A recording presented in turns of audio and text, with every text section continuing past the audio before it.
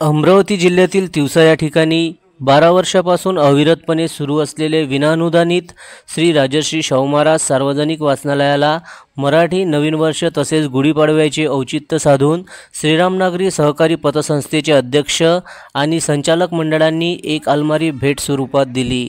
अलमारीचे लोकार्पण पतसंस्थेचे अध्यक्ष आणि संचालक मंडळ यांच्या हस्ते करण्यात आले। कार्यक्रमाला श्रीराम नागरी सहकारी पतसंस्थेचे अध्यक्ष विक्रम जोशी, उपाध्यक्ष प्रतीक आमले आणि संचालक अमित देशमुख, प्रवीण खुडे, दिलीपभाऊ गोरखेडे, प्रफुल्ल मकेश्वर, गजूभाऊ कडू, बाळा देशमुख कार्यक्रमाला उपस्थित होते। वाचनालयाला अलमारी भेट दिल्याबद्दल श्रीराम नागरी पतसंस्थेचे अध्यक्ष आणि संचालक मंडळाचे श्री राजर्षी शाहू महाराज सार्वजनिक वाचनालयाचे वाचक आणि पदाधिकारी ज्ञानेश्वर कुराडे, सुनील बहादरपुरे, स्वप्नील कुरेकर, मिलिंद चौधरी, प्रिया डहाके, दीपकभाऊ धानोरकर आणि ज्येष्ठ समाजसेवक राजाभाऊ देशमुख यांनी पतसंस्थेचे आभार मानले।